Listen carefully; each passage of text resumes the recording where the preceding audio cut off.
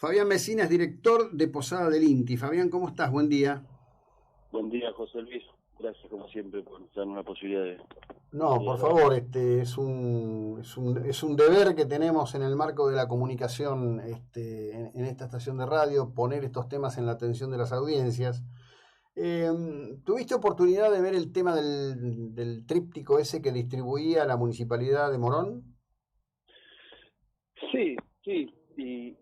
Y acá, José Luis, me parece que lo más importante es mirar por encima de estas cuestiones, ¿no? Porque en nombre de la política de reducción de riesgo y daño se comete todo esto que se viene hablando ya hace 24, 48 horas y realmente me parece que la cuestión de profundidad, que es entender a la reducción de riesgo y daño como única política pública, es el gran error. Digamos, en ninguna parte del mundo se plantea así.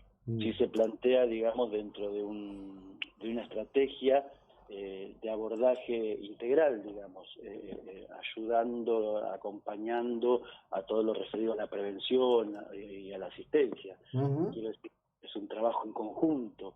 Nunca por decirlo en términos coloquiales, se descuelga o se lanza solo, digamos, a hacer este tipo de intervenciones que para mí genera una gran contradicción, porque más que reducir el riesgo, lo potencia, Ujú. porque en poblaciones vulnerables, en el contexto social que estamos viviendo, se termina generando toda posibilidad de riesgo y de posibilidad de confundir a estas poblaciones, ¿no? Me parece que es mucho más profundo, quiero decir, ¿no? que este tríptico, ¿se entiende?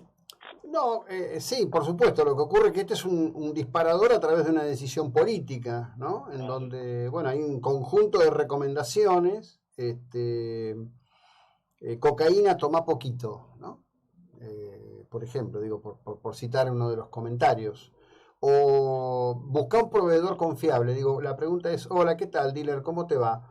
Decime, ¿esta la cortaste con puloy, con vidrio molido, ¿qué le pusiste a esta? ¿Tenés el certificado ISO 9000 de la cocaína esta? Me parece que es todo absolutamente ridículo este No, concepto. no, seguro, seguro. Y más que este tipo de políticas vienen montadas en un discurso, por lo menos para discutirlo, no para celebrarlo con tanta seguridad.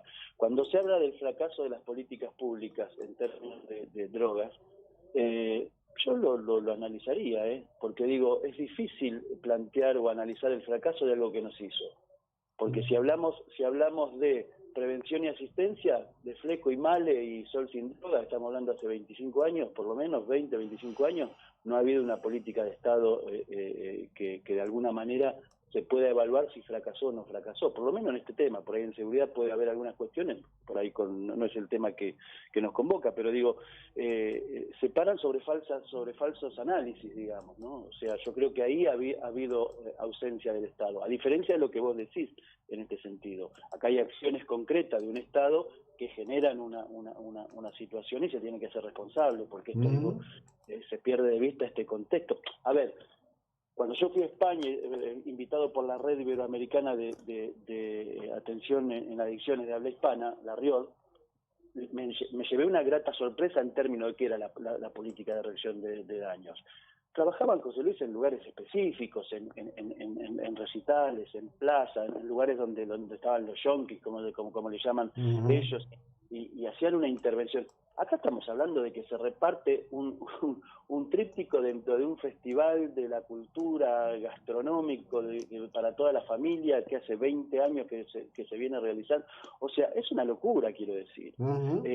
Se pierde de vista el contexto, no solo el social que hablaba en un principio, sino el de la intervención específica.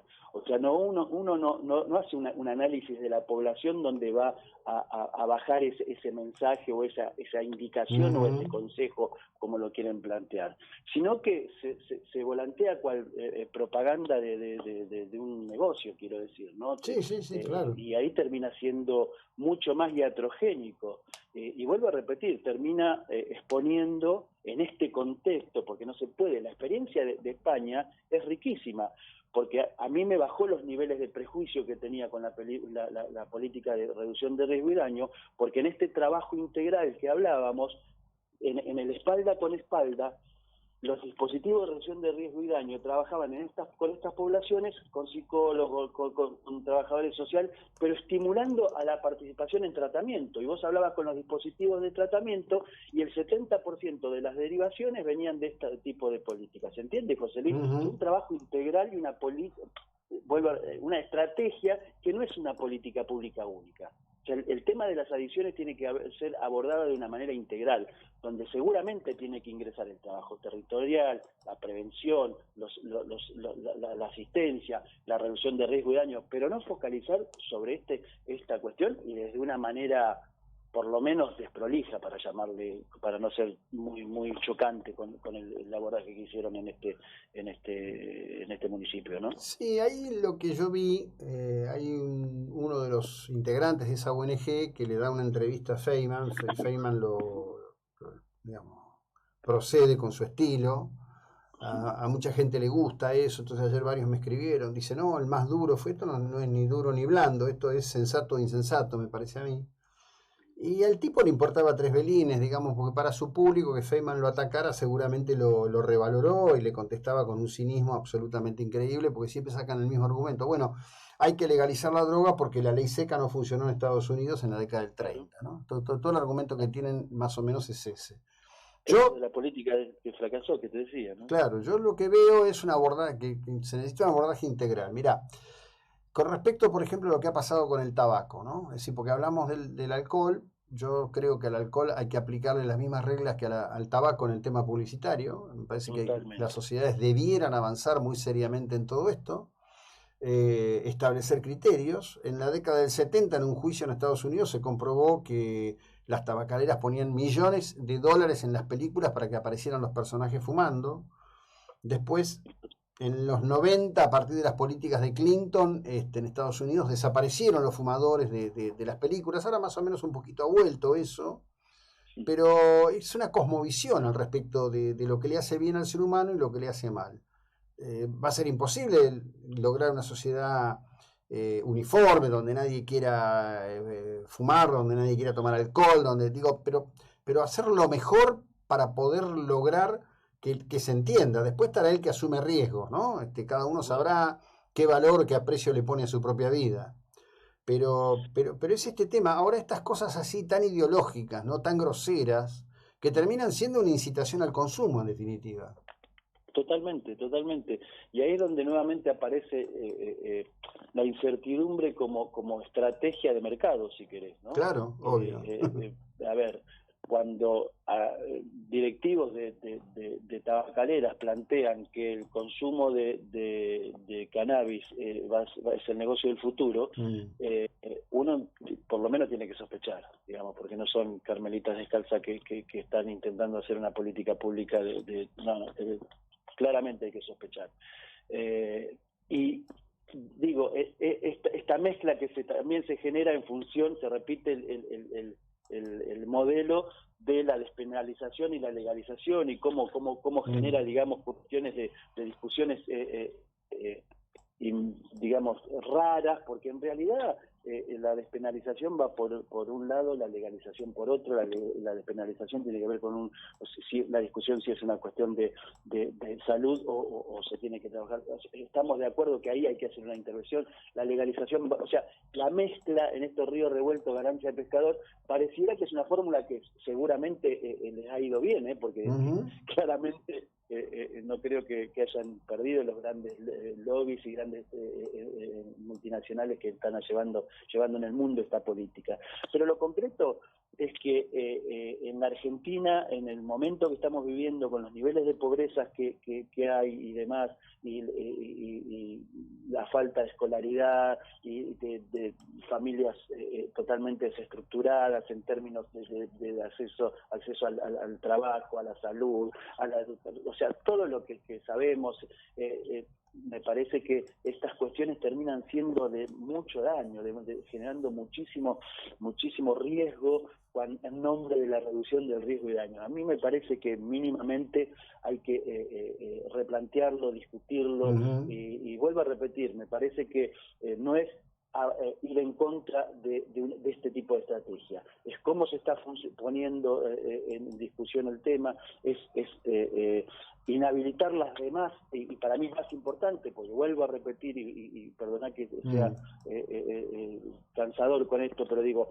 políticas de prevención y de asistencia como primer paso, como sostén de la política pública de adicciones, y la reducción de riesgo y daño, acompañando a esto que decís vos, aquellos que de alguna u otra manera toman decisiones y que en definitiva uno no puede digitar pensamientos y acciones de los individuos, pero claramente, digo, tiene que estar resuelto el abordaje a nivel de prevención y asistencia. Y la gran pregunta es esto: ¿cómo va a fracasar una política de drogas cuando no se hizo, o se hizo, o estoy equivocado? Para mí no, es una cuestión... No, lo que hemos tenido es un gran despliegue escénico al respecto de políticas, pero no hemos tenido políticas, digamos.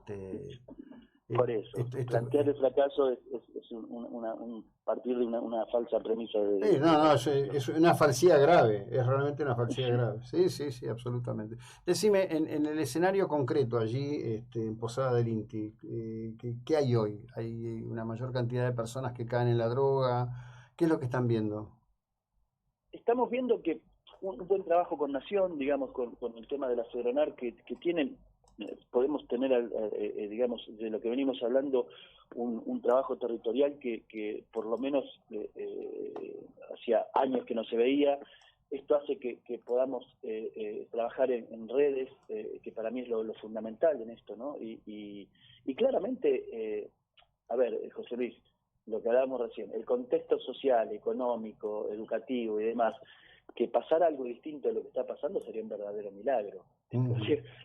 Está pasando lo que tiene que pasar, un montón de pibas y pibes que no tienen sentido, que perdieron el rumbo, que vienen, como hablamos más de una vez, de una segunda, tercera generación de padres adictos, de familias adictas, y claramente este es el resultado que se espera. Esto va a seguir creciendo, lamentablemente. Por eso me parece que este tipo de acciones así medios alocadas generan más confusión que certeza. Entonces hay que ser muy cuidadoso en esto.